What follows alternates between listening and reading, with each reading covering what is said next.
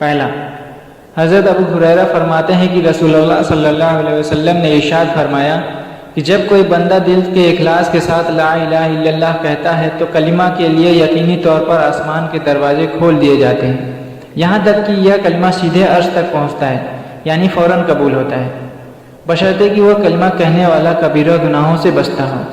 فائدہ، اخلاص کے ساتھ کہنا یہ ہے کہ اس میں ریا اور نفاق نہ ہو۔ کبیرہ گناہوں سے بچنے کی شرط جلد قبول ہونے کے لیے ہے۔ اگر کبیرہ گناہوں کے ساتھ بھی کہا جائے تو نفع اور ثواب سے اس وقت بھی خالی نہیں۔ نمبر 2، حضرت یعلا بن شداد رضی اللہ تعالیٰ عنہ فرماتے ہیں کہ میرے والدہ حضرت شداد رضی اللہ تعالیٰ عنہ نے یہ واقعہ بیان فرمایا اور حضرت عبادہ رضی اللہ تعالیٰ عنہ جو کہ اس وقت موجود تھے اس واقعہ کی تصدیق فرماتے ہیں کہ ایک مرتبہ ہم لوگ نبی کریم صلی اللہ علیہ وسلم کی خدمت میں حاضر تھے۔ رسول اللہ صلی اللہ علیہ وسلم نے ارشاد فرمایا، کوئی اجنبی یعنی غیر مسلم تو مجمع میں نہیں؟ ہم نے عرض کیا کوئی نہیں۔ ارشاد فرمایا دروازہ بند کر دو۔ اس کے بعد ارشاد فرمایا ہاتھ اٹھاؤ اور کہو لا الہ الا اللہ۔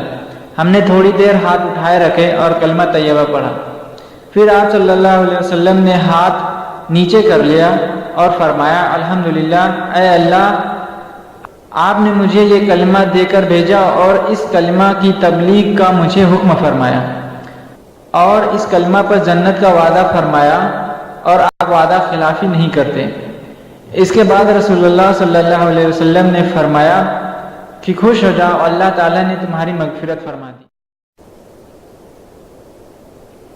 تیسرا، حضرت ابوذر رضی اللہ تعالیٰ عنہ سے روایت ہے کہ نبی کریم صلی اللہ علیہ وسلم نے ارشاد فرمایا جو بندہ لا الہ الا اللہ کہے اور پھر اسی پر اس کی موت آ جائے تو وہ جنت میں ضرور جائے گا۔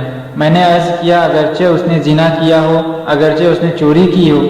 آپ صلی اللہ علیہ وسلم نے فرمایا ہاں، اگرچہ اس نے زنا کیا ہو، اگرچہ اس نے چوری کی ہو۔ میں نے پھر عرض کیا اگرچہ اس نے زنا کیا ہو، اگرچہ اس نے چوری کی ہو؟ آپ صلی اللہ علیہ وسلم نے ارشاد فرمایا ہاں، اگرچہ اس نے زنا کیا ہو یا اگرچہ اس نے چوری کی ہو۔ میں نے پھر عرض فرمایا کہ اگرچہ اس نے زنا کیا ہو، اگرچہ اس نے چوری کی ہو؟ تو آپ صلی اللہ علیہ وسلم نے ارشاد فرمایا اگرچہ اس نے زنا کیا ہو، اگرچہ اس نے چوری کی ہو، ابوذر کے الرقم وہ جنت میں ضرور جائے گا۔ فائدہ، الرقم عربی زبان کا ایک خاص محاورہ ہے۔ اس کا مطلب یہ ہے کہ اگر تمہیں یہ کام ناگوار بھی ہو اور تم اس کا نہ ہونا بھی چاہتے ہو تب بھی یہ ہو کر رہے گا۔ حضرت ابوذر رضی اللہ تعالیٰ عنہ کو حیرت تھی کہ اتنے بڑے بڑے گناہوں کے باوجود جنت میں کیسے داخل، جبکہ عدل کا تقاضا یہی ہے کہ گناہوں پر سزا دی جائے۔ لہذا نبی کریم صلی اللہ علیہ وسلم نے ان کی حیرت دور کرنے کے لیے فرمایا خواہ ابوذر کو کتنی ہی ناگوار گزرے وہ جنت میں ضرور داخل ہوگا۔ اب اگر اس نے گناہ بھی کیے ہوں گے تو ایمان کے تقاضے سے وہ توبہ استغفار کر کے گناہ معاف کرا لے گا، یا اللہ اپنے فضل سے معاف فرما اور بغیر کسی عذاب کے ہی یا گناہوں کی سزا دینے کے بعد بہرحال جنت میں ضرور داخل فرمائے گا۔ علماء نے لکھا ہے کہ اس حدیث شریف میں کلمہ لا الہ الا اللہ کہنے سے مراد پورے دین و توحید پر ایمان لانا ہے اور اس کو اختیار کرنا ہے۔ چوتھا، حضرت حذیفہ رضی اللہ تعالیٰ عنہ سے روایت ہے کہ رسول اللہ صلی اللہ علیہ وسلم نے ارشاد فرمایا جس طرح کپڑے کے نقص و نگار گھس جاتے ہیں اور ماند پڑ جاتے ہیں، اسی طرح اسلام بھی ایک زمانے میں ماند پڑ جائے گا، یہاں تک کہ کسی شخص کو یہ علم تک نہ ہو رہے گا کہ روزہ کیا چیز ہے اور صدقہ و حج کس چیز کو کہتے ہیں۔ ایک شب آئے گی کہ قرآن سینوں سے اٹھا لیا جائے گا اور زمین پر اس کی ایک آیت بھی باقی نہ رہے گی۔ الگ الگ طور پر کچھ بوڑھے مرد اور کچھ بوڑھی عورتیں رہ جائیں گی جو یہ کہیں گے کہ ہم نے اپنے بزرگوں سے یہ کلمہ لا الہ الا اللہ سنا تھا، اس لیے ہم بھی یہ کلمہ پڑھ لیتے ہیں۔ حضرت حذیفہ رضی اللہ تعالیٰ عنہ کے گردش صلہ نے پوچھا جب انہیں روزہ صدقہ اور حج کا بھی علم نہ ہوگا تو بھلا صرف یہ کلمہ انہیں کیا فائدہ دے گا؟ حضرت حذیفہ رضی اللہ تعالیٰ عنہ نے اس کا کوئی جواب نہ دیا۔ انہوں نے 3 بار یہی سوال دہرایا، ہر بار حذیفہ رضی اللہ تعالیٰ عنہ اعراض کرتے رہے۔ ان کے تیسری مرتبہ پوچھنے کے بعد صلہ یہ کلمہ ہی ان کو دوزخ سے نجات دلائے گا۔ حضرت ابو ہریرہ رضی اللہ تعالیٰ عنہ سے روایت ہے کہ رسول اللہ صلی اللہ علیہ وسلم نے ارشاد فرمایا، جس نے لا الہ الا اللہ کہا اس کو یہ کلمہ ایک نہ ایک دن ضرور فائدہ دے گا یا نجات دلائے گا، اگرچہ اس کو کچھ نہ کچھ سزا پہلے بھگتنا پڑے۔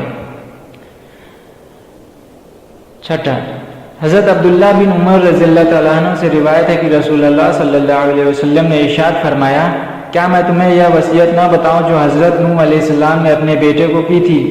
صحابہ رضی اللہ تعالیٰ عنہ نے فرمایا کہ ضرور بتائیے۔ ارشاد فرمایا کہ حضرت نوح علیہ السلام نے اپنے بیٹے کو وصیت فرمایا، میرے بیٹے، تم کو 2 کام کرنے کی وصیت کرتا ہوں اور 2 کاموں سے روکتا ہوں۔ ایک تو میں تمہیں لا الہ الا اللہ کے کہنے کا حکم دیتا ہوں، کیونکہ اگر یہ کلمہ ایک پرڑے پر رکھ دیا جائے اور تمام آسمان و زمین دوسرے پرڑے پر رکھ دیا جائے تو کلمہ والا پرڑا جھک جائے گا، اور اگر تمام آسمان و زمین ایک گھیرا ہو جائے تو بھی یہ کلمہ اس گھیرے کو توڑ کر اللہ تعالیٰ تک پہنچ کر رہے گا۔ دوسری چیز جس کا حکم دیتا ہوں وہ سبحان اللہ العظیم و بحمدہ کا پڑھنا ہے، کیونکہ یہ تمام مخلوق کی عبادت ہے اور اسی کی برکت سے مخلوقات کو روزی دی جاتی ہے۔ اور میں تم کو 2 چیزوں سے روکتا ہوں، شرک اور تکبر سے، کیونکہ یہ دونوں برائیاں بندے کو اللہ سے دور کر دیتی ہیں۔ چھٹا، حضرت طلحہ بن عبید اللہ رضی اللہ تعالیٰ عنہ سے روایت ہے کہ نبی کریم صلی اللہ علیہ وسلم نے ارشاد فرمایا کہ میں ایک ایسا کلمہ جانتا ہوں جسے ایسا شخص پڑھے جس کی موت کا وقت قریب ہو تو اس کی روح جسم سے نکلتے وقت اس کلمہ کی بدولت ضرور راحت پائے گی، اور وہ کلمہ اس کے لیے قیامت کے دن نور ہوگا۔ وہ کلمہ لا الہ الا اللہ ہے۔ ساتواں، حضرت انس رضی اللہ تعالیٰ عنہ سے روایت ہے کہ رسول اللہ صلی اللہ علیہ وسلم نے ارشاد فرمایا، ہر وہ شخص جہنم سے نکلے گا جس نے لا الہ الا اللہ کہا ہوگا اور اس کے دل میں ایک جو کے وزن کے برابر بھی بھلائی ہوگی، یعنی ایمان ہوگا، اور وہ شخص جہنم سے نکلے گا جس نے لا الہ الا اللہ کہا ہوگا اور اس کے دل میں گندم کے دانے کے برابر بھی خیر ہوگی، یعنی ایمان ہوگا۔